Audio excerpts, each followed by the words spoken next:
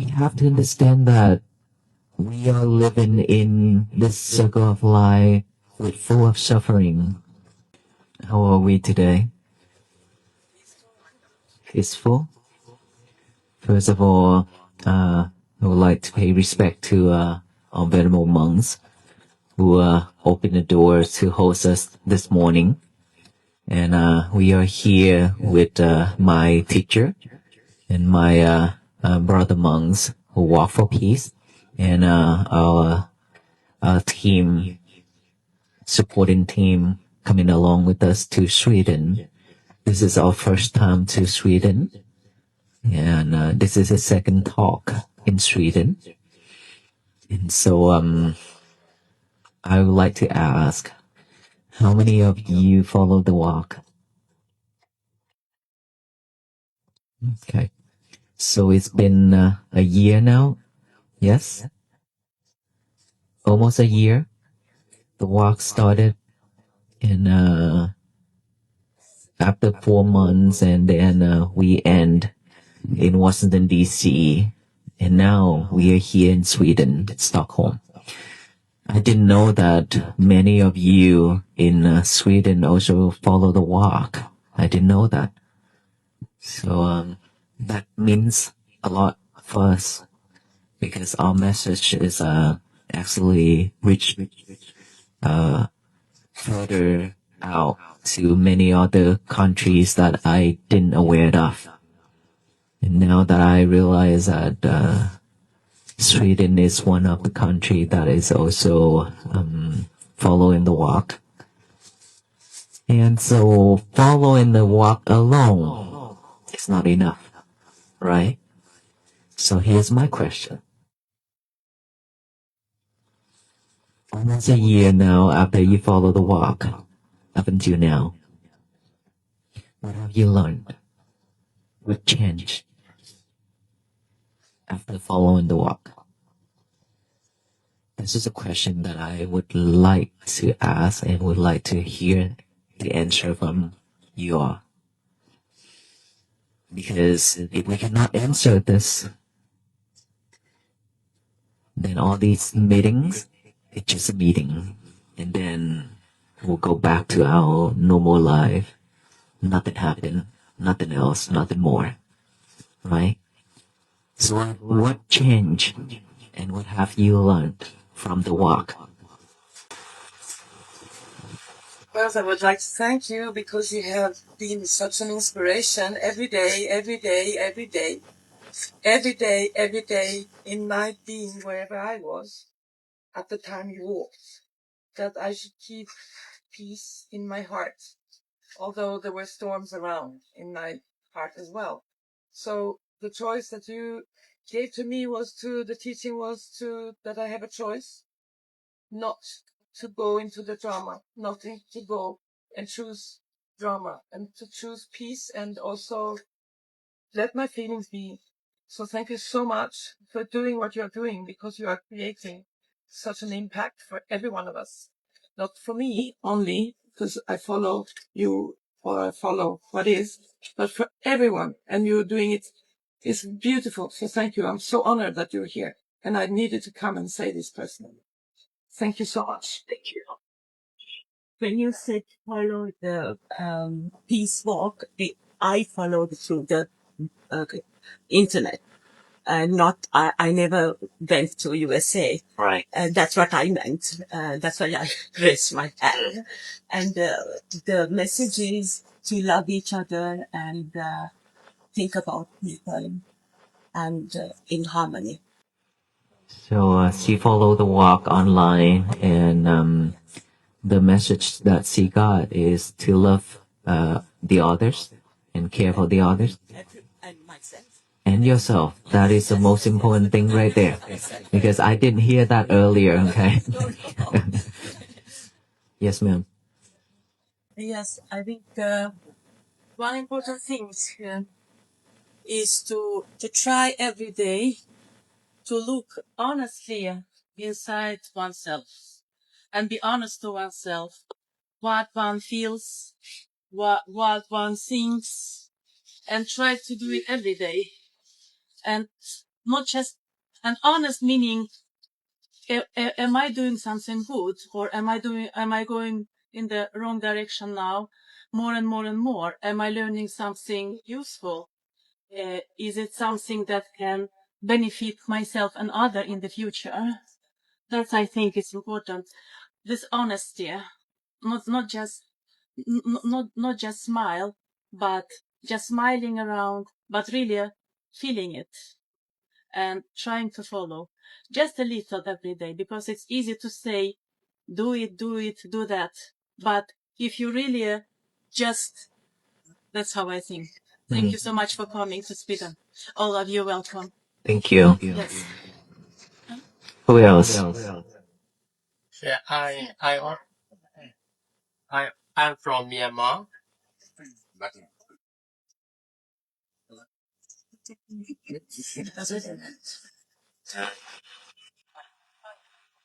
I'm from Myanmar. I keep following, walking. I also see a lot of people and the audience, the way how you walk together. And I have seen some accidents, some monks there, and I see a lot of audience who also cries when they see you. There is, I feel, wow, there is peace. We don't need to. It doesn't cost a lot, but it's come from our heart and the actions of the people. And so throughout your journeys, I also listen to your speech. The people when you meet, whenever you go in the churches on the streets.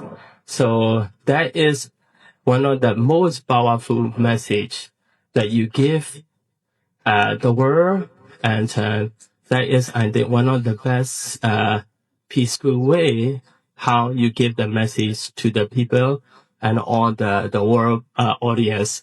Especially in my country, we also have not only Myanmar but also the people are suffering a lot, and so when I see the peace walk, wow, that is a very good message, not only for our country people in Myanmar, but also all the country, what is the people are suffering under the conflict and losing our life, our home. And so, yeah, that I also want to say thank you to your message. Yeah. He said that peace doesn't cost a lot. Actually, it costs a lot. Yeah. It costs one of our monks have to amputate his leg. Yeah. It costs all of us our health issues every single day. We wear our health, wear our energy out every single day. So a lot of things. It does cost a lot. And of course, when it's for the monks versus the country that you mentioned, Myanmar, and other countries as well, and all the war, it cannot compare. The cost that to the monks is cannot be compared to all the conflicts, all the problem out there in this world, of course. But it is cost for something, and that is the reason why I always said there will be no peace without tears and blood. Okay. So, yes, who's next?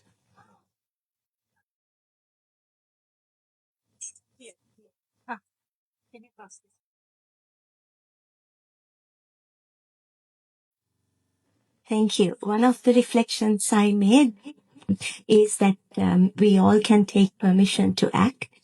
Well, 1 year ago, you made a step for peace, and then every day you took another step and another step, and like that, we can also take our own. We can take permission to do something first, of course, for ourselves, and then when that action is with wholesome thought, then others will also take inspiration from it, the same way that we all are taking inspiration from what you have started a year ago.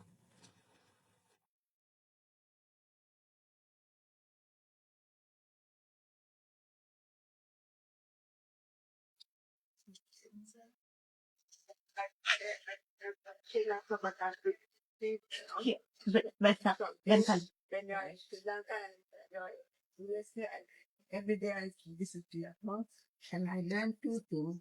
Mainly I learn about mindfulness.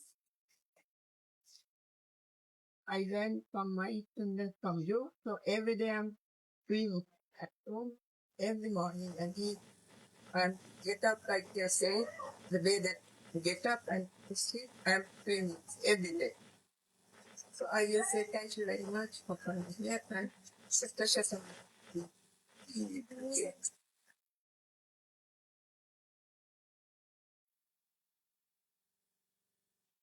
Okay, thank you so much for all the feedback. So the walk does mean something for all of us here. That either it changed a little or it changed a whole life. It all depends on each one of us, how we live this life and how we perceive the message from the waffle piece and how we applied it to our daily life, right? So each one of us have a different ways of applying it, different way of living it with it. And the main message, the main key, the main thing that we wanted to talk about is that doesn't matter how much we learn, doesn't matter how much we know in this world, but it does matter how much effort that we willing to put in to change. Because we have learned a lot, we have listened, we have joined so many retreats and so many teachings from different pastors, different teachers, different gurus and everything. But look at our life, we have to ask ourselves, what can we do with those? How can we live with it? Those are the questions that we should always ask ourselves in order for us to move forward, not backward, not on the same spot. But we have to move forward, right? And in order for us to move forward, we have to ask ourselves that question every single day. Every time when we listen, every time when we learn, we have to ask ourselves that question. What can I do with this? How can I apply this to my daily life? How can I live with this? And how can I die with it? If we can't answer all those questions, then we're just gonna waste our life. And guess what? We've been wasting our life after life already, not just this one, right? Because we are born and then die and then reborn again and again and again, over and over. And countless of life already, and we're still here. And you still join the waffle piece either in person or online. But do you believe that you have joined the waffle piece many life already? Not just this one. Not just 2025 and 2026. Back then, so many life already we have joined. And why are we still here? We haven't learned yet. Actually, we learned, but we didn't practice it. We listened to it, we learned from it, but we didn't apply it. So how can we apply all those to our daily life, the way of living every single day? As Buddhists, I always say it, and you have heard many monks already declare, Buddhism is not a religion, it's a way of life. And what we are learning and what we are teaching and sharing are those, the way for us to live. How to live mindfully, that's it. how to live mindfully, how to think mindfully and talk mindfully and act mindfully. And if we be able to live mindfully that way, we will end suffering. It's just because we cannot live mindfully that way, that is why we still suffer life after life. And how many more lives that we going to suffer again? Continue. How many of you wanting to continue this struggle of life? How many of you realize suffering now by now? Okay, we have about 100 here, but only if 10 people raise their hands. So means that you are not realize, you're not understanding that your life is full of suffering, right?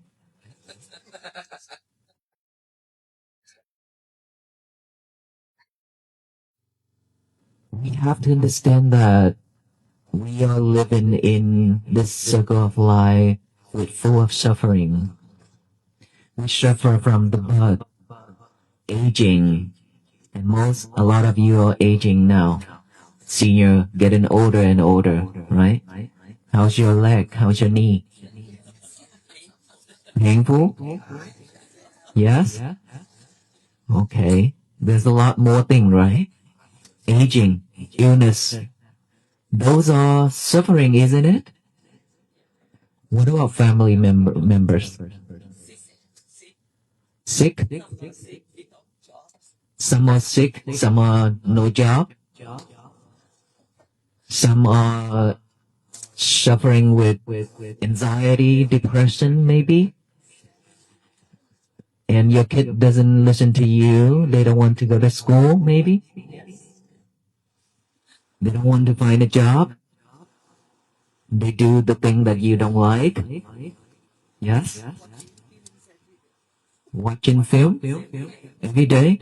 Okay, that is something to do.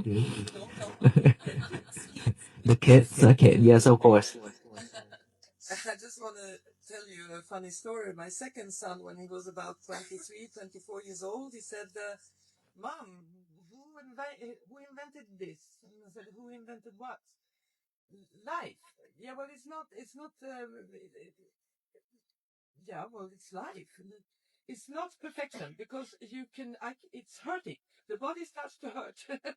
And he realized that he wasn't, like, he started to realize at that age that it was not just to flow, but that the body was not in perfection. And I thought it was so funny that he's because we're here for feeling. Thank you. So all those questions is I just want you to realize that we are here in this world. We suffer different ways, right? Different way. But once we understand the impermanence, the law of impermanence, and once we understand how to live mindfully, then all those suffering will be less, softer. So now, before the walk in October 2025, versus after the walk until now, how would you compare yourself from back then and now? Some of my relationships have been. Your relationship has been improved. I'm making my bed every day. You making your bed every day. Writing. And it's good to write. And also good to write too. Okay? Those are changes. And I guess that is something that is improving in our life somehow, somewhat, yes? So, when we learn from the walk, because the walk, I talk about mindfulness, I talk about how to be patient with our family members, how to be patient with the others, and how to be patient with ourselves, and how to live mindfully with our breath, right? All those teachings, all those sharing every single day during the walk if we applied it, and I'm pretty sure if we applied it right and well, our life would be different, much different. Because every single family, we encounter different problem.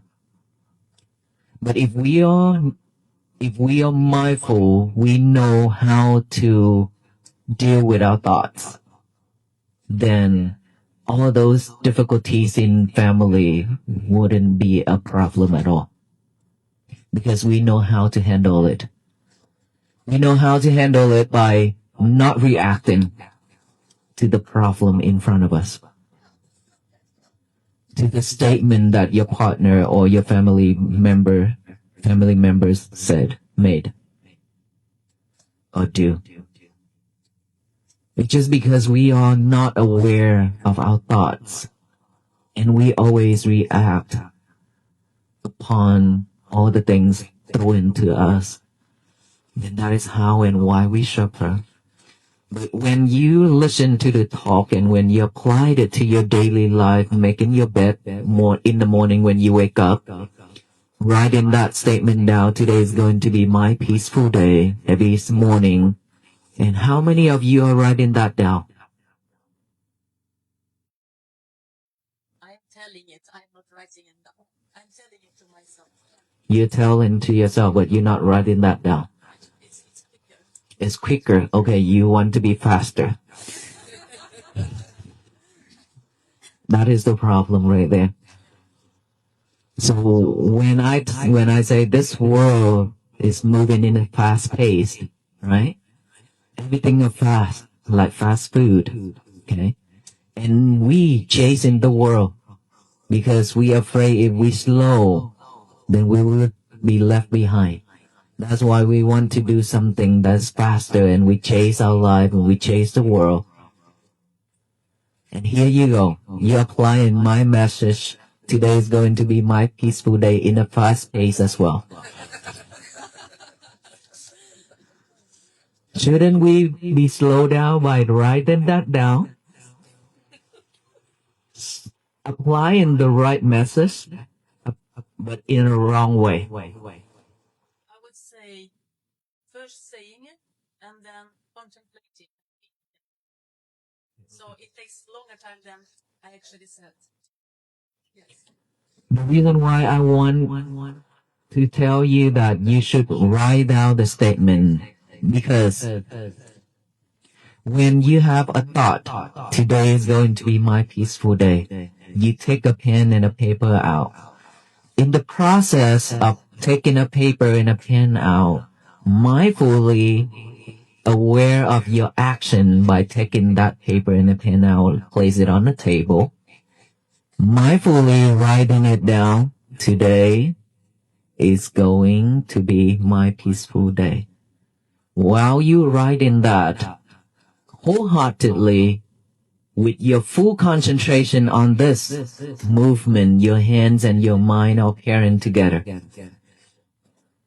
Who's here using earpod, earpiece, and your phone? Like Bluetooth, right? When you connect your earpod to your cell phone, and then when you hit connect, what it say? Bluetooth is pairing, right? Same way, it's pairing with that phone in order for you to use that earpiece to listen to the talk over the phone. Same way, when you writing that down with your full intention, today is going to be my peaceful day, writing it down, the hand movement versus plus the mind is talking, they are pairing with each other. That makes you doing one thing. Same thing. The mind is thinking of the words, the hand is writing that down, pairing with each other. Mindfully practicing that, that is how you bring your mind, your concentration back to this present moment. This present moment is what? Today is going to be my peaceful day. Writing that down, nothing else. one task at a time. Only one thing. I'm not doing two things at a time. I'm only doing this thing right now. Now, after you finish writing that down, you say it silently by using your eyes, reading through that line. Today is going to be my peaceful day. Using the mind and the mouth, the thinking, the mind and the eyes, pairing with each other by reading it. After you finish that, you start to recite it out loud with your mouth. Today is going to be my peaceful day, which is the mouth is pairing with the mind, right? They're both pairing. The reason why I want you to do that is because you don't have the habit of coming back to this present moment yet. It's very weak. We are having a lot of habit of chasing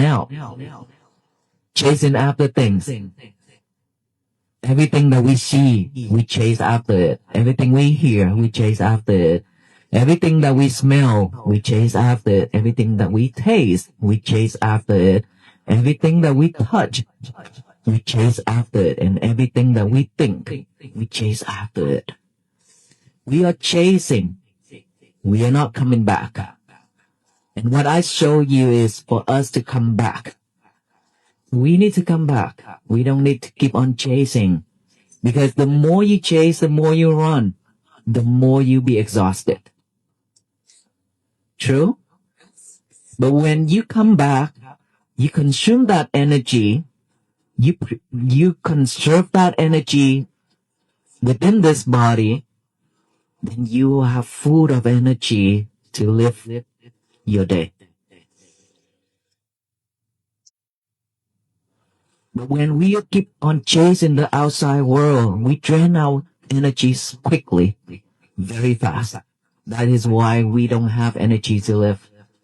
That is why you always ask yourself, what's the purpose of life? I'm exhausted. I'm tired. I don't want this. I don't want that. Why my kids won't listen to me? Why he do this to me? So on and so on. It's because we drain ourselves. Just like you only have 15% of battery left in your phone.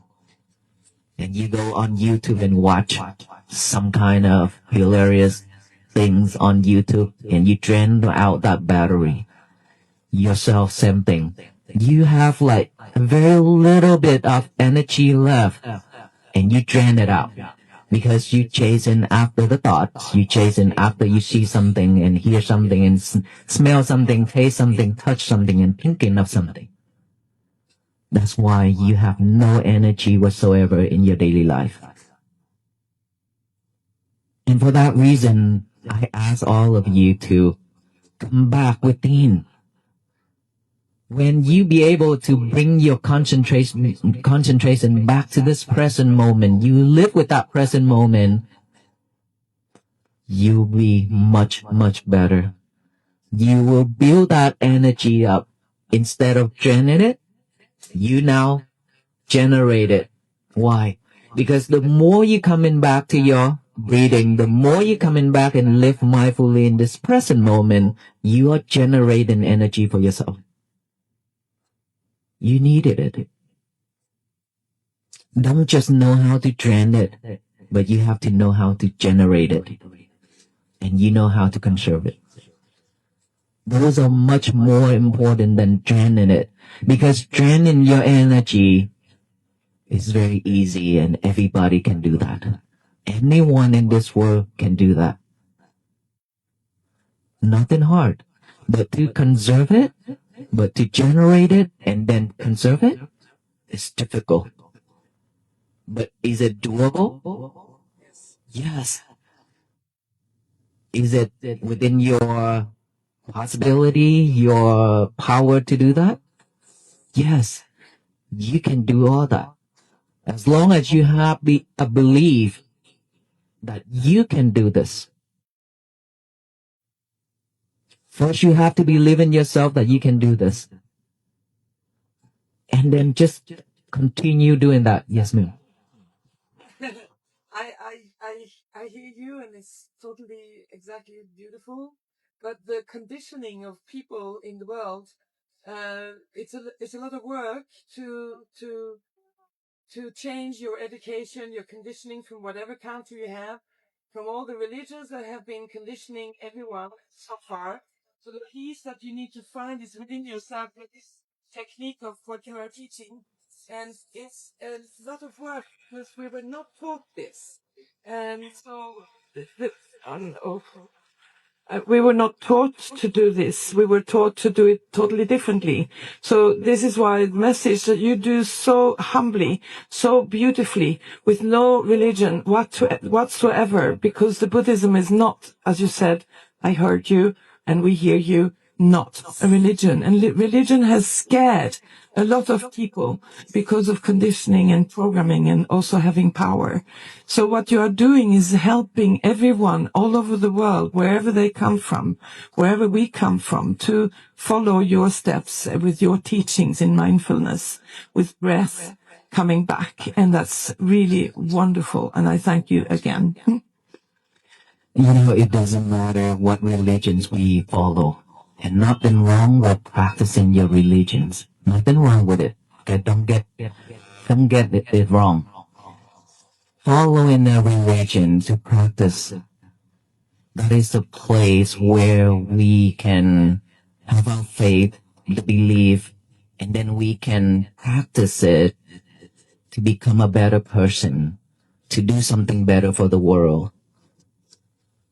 I believe most of the religions always teach people how to live peacefully, right? It's just that we take it wrong and we not applying it right. That is our problem. It's not about the religions. It's our problem. So whenever we follow a religion, whenever we follow any teachings, don't believe in it yet. Don't believe in it yet. You have to think. You have to understand and apply it. Once you applied it, you see the result. Then there you go. You can choose to follow or not, because this is your choice. Like our Buddha, when he says something, he always said, don't believe in what I say. But don't toss it yet. Just hold on into it. Practice it. Apply it. Once you applied it, you see the result. After you know the result, it's your choice to follow, to continue practice or not. So belief is one thing, but we have to be wise enough to understand what is wrong, what is right, what is suitable for us, what is not suitable for us. Because some of the teachings for you probably maybe is suitable, but for her maybe not. For these group, maybe not. But for this group, yes. So different teachings is for different people as well. So nothing wrong with religions, okay? Now, regardless of what religions, regardless of what's happening out there, we always have to reflect ourselves. We have to come back within. That's what I always said. Because if you cannot manage your emotion, if you cannot live peacefully by yourself, then don't expect this world to be at peace. Don't expect your family to be at peace. Okay? In order for your family, for your neighbors, for your society to live in harmony, unity, peacefully, it's always started from one person. Let's just say, for example, I started to walk and I started to talk about it. Is it because of me who took on the walk with the Venerable monks and then I started to talk about it and now you joined? Is it because of me I started it? Yes. I'm the first one who started it, but then you listened to it and you applied it. You feel the result, you know the result? Yes, it helps. That is why now you are joining with me together Today's Sunday, right? Instead of going to the bar or going elsewhere, now you are here at this temple listening to the talk, a peace talk. Right? So always started from one person and spread it out just like that. But this is something that I cannot hand it to you. Like my speech yesterday, I say peace is something that I cannot hand it to the other person. Right? I just express it. I just talk about it. I just show you the method, but you have to apply it in order for you to have a peaceful day, peaceful life, just like everyone else. And then one person multiply up, just like that. Spread it out in your family first, your neighbors, your communities, your society, just like that. So it doesn't matter what's happening out there. If you be able to manage your emotion, let's just, for example, right now, we are here inside. Something happened outside, out there on the road. Most of the time, we will run, we will react, we're not going to be calm and like peace right now, like right now, right? If something happens out there. But now you know that is within your control, your emotion, that is within your control. You're managing it. You are the person who have a right and you decide that I should react or not. And if I react, how should I react? Anger or kind? Kindness or anger? That's also. But most of the time, we always react with anger. Most of the time, we react with something that is not mindful. And the result after that is suffering. So now you know the way. All you need to do is just apply it through your breath every single day. Without this going in, we die. Without this going out, we die. So now, should aware of each breath going in and out. Awareness. Aware of that breath going in, knowing that you have a breath going in. Aware of the breath going out, knowing that you have a breath going out. You know that you have a long breath going in. You know that you have a long breath going out. You know you have a short breath going in, knowing you have a short breath going out. With that intention, with that mind, with that knowledge of knowing every second, every breath, that is your peaceful moment right there. And if you live like that every single day, throughout your day, mindful that way, then you have one full day of peace. And if you live tomorrow the same way, you have 2 full days of peace. And then 3 days, and then 3 months, and then 3 years, and then 1 life. But if you don't start right now, we will not have even 1 hour. Just like if you're hungry, you need to go to the kitchen. First, what you want to eat. Not fast food, okay? I want to eat this and that. Go to the supermarket, buy the things that you need, only the thing that you need. That is important. What do you need at the supermarket? Go directly to that. Grab it, go home. Don't just sidetrack. Okay? And then when you go home, you go to the kitchen and you do what? Chopping. If you are not chopping with mindfulness, you would chop off your finger. Yes? So you have to be mindful with that chopping. And then you turn on the fire, the cooktop. If you're not mindful, you leave that pot on that, and then it burns. Now you don't have a place to live because of unmindful, isn't it? Who have done that already? Okay, so that's honest. Don't burn your house. Okay, so if we mindful with that, and then now after that, what? We prepare the dishes on the table, right? Now you have all kind of dishes on the table. What's next? Just looking at it and then we full? No, we have to consume it. We have to eat it. Even if you put it into your mouth, if you don't want to chew, then what's going to happen? It's still going to be right here. This will not be full, right? We have to chew it. We have to swallow it. And then once you swallow it, now you fulfill your stomach. You feel better. Same thing. Peace always have to start with the first step, which is in and out. Every mindful step, that is peace. Every mindful thought, mindful speech, mindful action, that is peace.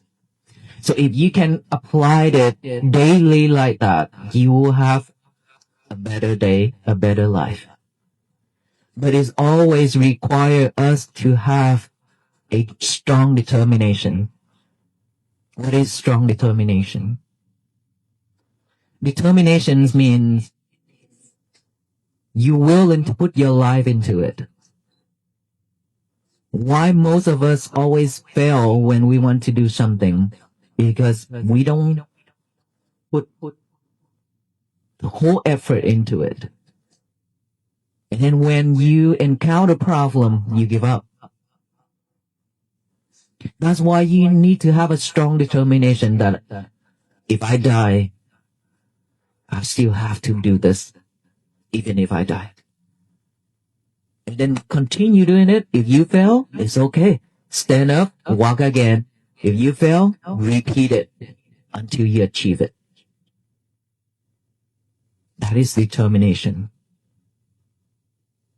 If you can do that, you will have a much better life, believe me. And I hope that you would apply that from now on. And don't waste your time. Okay? Don't waste your time. Because time will not wait for you. And I don't know if I have a second chance to come back here to Sweden to see and to share with you. So I hope that with this message, you will take it seriously and then apply it to your daily life to have a better life. And then you can you can share this message with the other. You're also one of the peace walker as well. Because you already have the method, you already have the way, you practice it, you fulfill it, you share it. That is how we spread peace to this country and to the world. So that is all I wanted to share with you. And I hope it will help you in some way. Okay. Any question for me?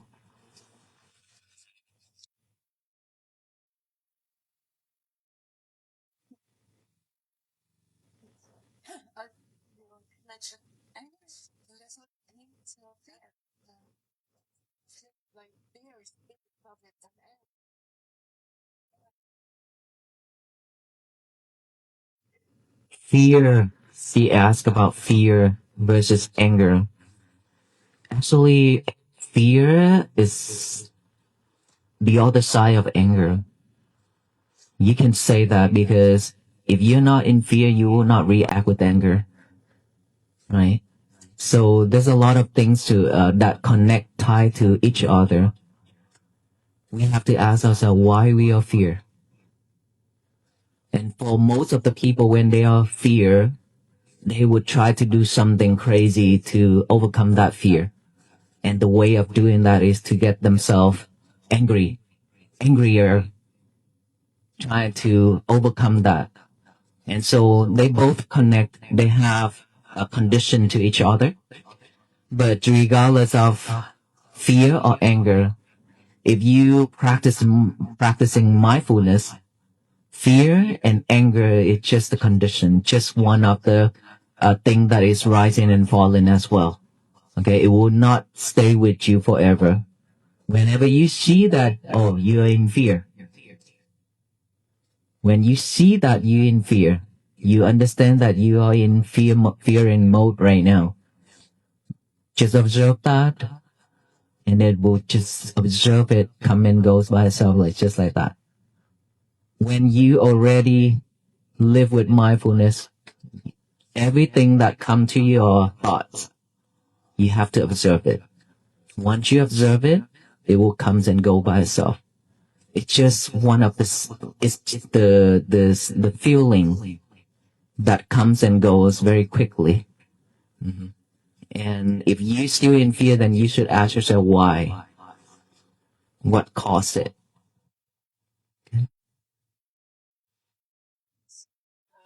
About the world is moving very quickly. Is that because of our desire that is growing, or is it digitalization, or is the world is moving very quickly? Is it because of digitalization or of human desire growing strongly because we have so much advertising and all the time we are fed with it when we watch YouTube or whatever?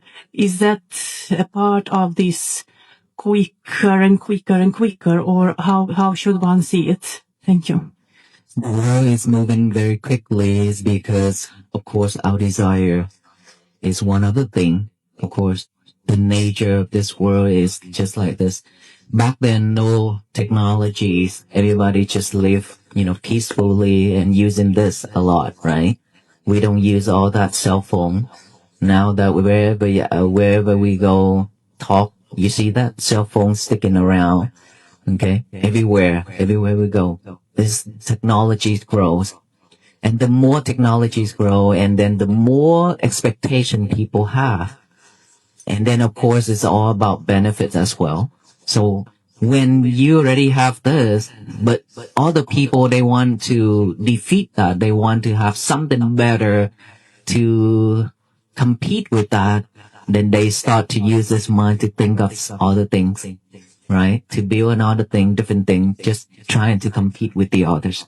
That is why competing. Every single person in this world, we are competing with each other, but we are not competing in a good way. We are chasing our life, we chasing that world, and we chasing our life to the grave. That's life. That's the nature of the life, of this life, right? Like that. Everything move quickly, then our mind, we start to decay in it. We're not using our head. We are not using our mind anymore. So, like right now, the technologies, the AI, almost everything now that's AI. So a lot of job layoff, yes. We don't use this anymore. We have the machine doing it for us already. So, accept it or not, that is the fact of this world right now. We have to be mindful with our life, with our thoughts, in our things, our life, in order for us to live peacefully. If you cannot dedicate your life to peace to the world, then we don't need to add anything that is not peace to it anymore. Not even one. Okay? If you cannot contribute to it, then don't add anything in opposite to it.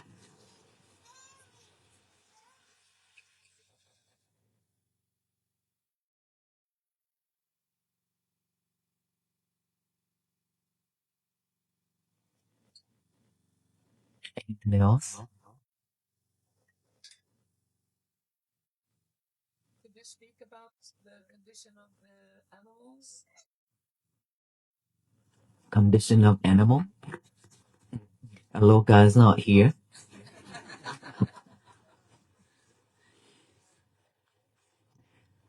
Well, animal, I have to be to tell you that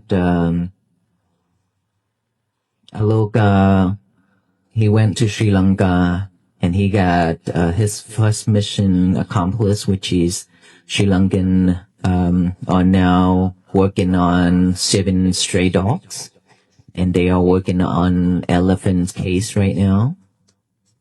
And that is something that is positive right there.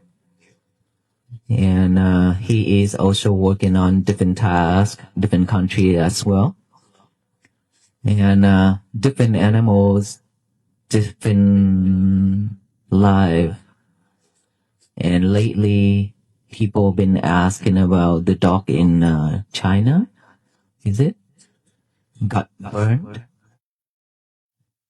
And then torture and burned to death and things like that. So all animals are just like us. They are living with their karma. They have their own karma. Okay, sometimes you want to shift, sometimes you want to do this and do that, but you couldn't. You couldn't because you cannot involve into others' karma. Just like human beings. You want to shift that person, you want to support the others, but you couldn't. You just have to try, but at the end, the result, if it's not the result that you expected, it's okay. You have tried already. Don't be suffer when you cannot achieve it. If you suffer on something that you trying hard to do and you cannot achieve it and you suffer, that is not the right way. You just have to do whatever you can, regardless of the result. Just like the walk, we walk. We never expected the result. Never expected that much of people coming out on the road and wait for us every single day. Never expect the gathering of every day during lunchtime and nighttime, thousands and thousands and thousands of people just like that. And never expected that walk now is like millions of followers worldwide. I have never expected all those, but it happens. I just do it. Right, same thing. Animal, they have their own life, they have their own way of living. We care, we love, we care. But again, if you love and care to make you suffer, that is not the right way. Because once you suffer, you cannot do anything to help. Because of defilement mind, we are not. That knowledge, that wisdom will not arise when we are full of defilement.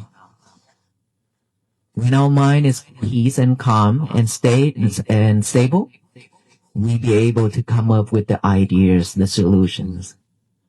But when we are full of thoughts, full of defilement, suffering, we cannot think clearly, thoroughly. Okay? So, if you see suffer animals, if you could help, please help. But then, what about the other people when they see suffering animals, they don't help or they can't help? How would you react?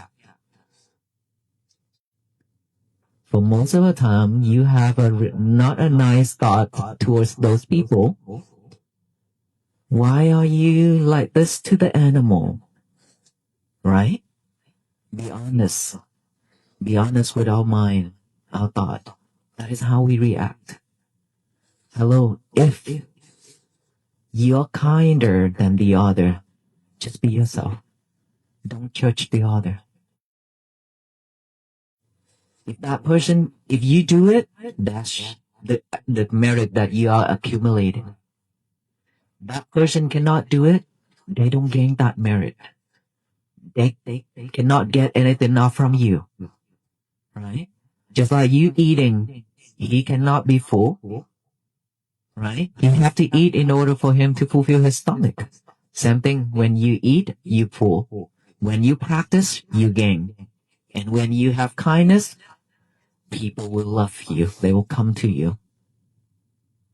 Not that person. But we don't have to treat that person as an enemy or something different.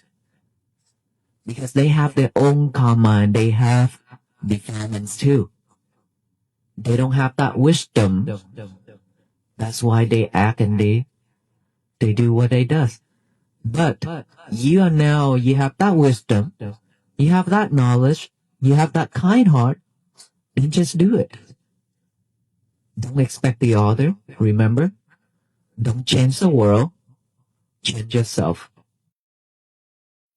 Because you already have one world within yourself already. Change that world first. Okay, thank you.